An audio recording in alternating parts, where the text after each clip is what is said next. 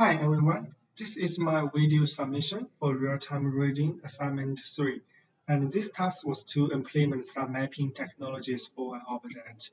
Here I implemented three mapping methods, diffuse mapping, normal mapping, and parallax mapping. I also add a light source to show the mapping details. So if you press the AWS key, um, that you can change the position of the light source.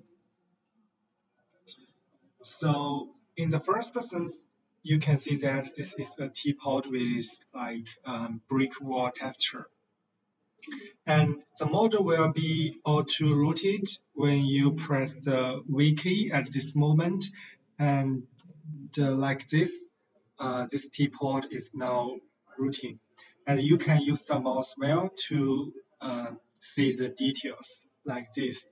So the default mapping method is diffuse mapping. This is the most common mapping technique, and the texture map is created using an image that represents the diffuse reflection of light from the surface.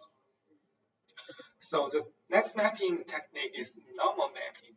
Different from the diffuse mapping, normal mapping makes details more realistic by modifying the direction of the texture normals.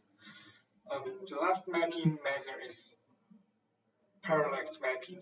I have read some papers when I tried to implement this task, and I found that this is a mapping technique better than normal mapping. Creating it takes into account the depth information of the text nature instead of just changing the direction of the normal. It can be seen that gaps between the bricks are deeper and more realistic than the previous one. So like this for normal mapping, to compare the differences, we can switch these textures by pressing the keyboards, just like this.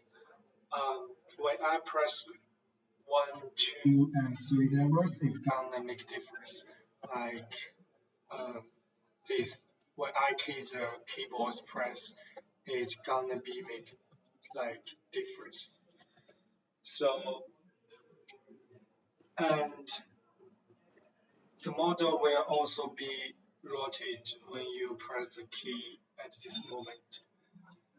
So we know that normal mapping actually achieve details through lighting. So here I can press CK to the camera route around the model. And you can see that when the back of the model is now illuminated, its texture, in fact, is actually the same as that of diffuse mapping. You can zoom in the model, use the mouse wheel to better see the details, like this. Also, if you press C again, it will be stopped, and this teapot will be rotated. Finally, you can press the R key to reset all parameters you have previously set.